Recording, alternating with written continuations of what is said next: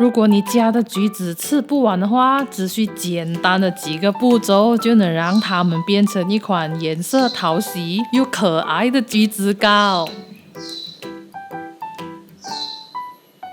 大家好，我是小妍，欢迎收看我的爱心食谱。我们开始制作吧。我们先来处理橘子，这里大约是14粒这样。将它们切一半，你要用干或者是盛也是可以的。然后用最有耐心的手动方式炸制。其实我也贪方便用食物料理机来打成橘子汁，不过最后的成品吃起来会有一点苦味，所以就乖乖的手动炸制哦。我买的这款橘子比较多种子，处理起来会比较麻烦一些。要一粒一粒种子挑出来，不过果肉要保留着咯，不然怕生了哦。我们需要600克的橘子汁，如果不够的话，可以加适量的清水，然后加入120克的砂糖，20克的木薯粉，还有80克的玉米淀粉。先将这些食材搅拌均匀，甜度可以根据你的口味和橘子的味道做调整哦。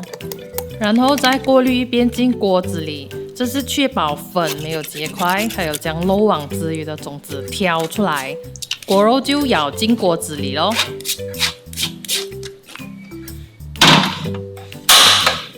用中小火一直不停的搅拌，不久后底部就会开始有结块。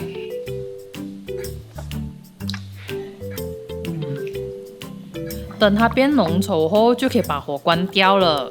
把结块搅拌顺滑，才装进容器里。随便用陶瓷的生盘来装也是可以的。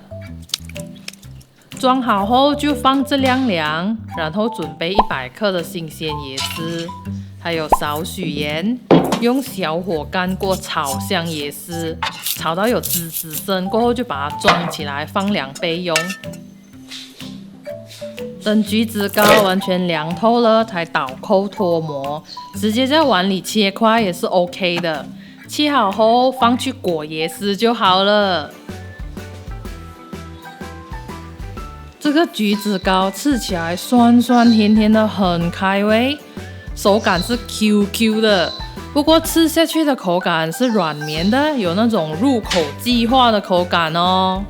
好啦，这期的分享就到这里。喜欢我们的内容，请帮忙点个赞、订阅和分享给你的亲朋好友哦。我们下个视频再见，拜拜。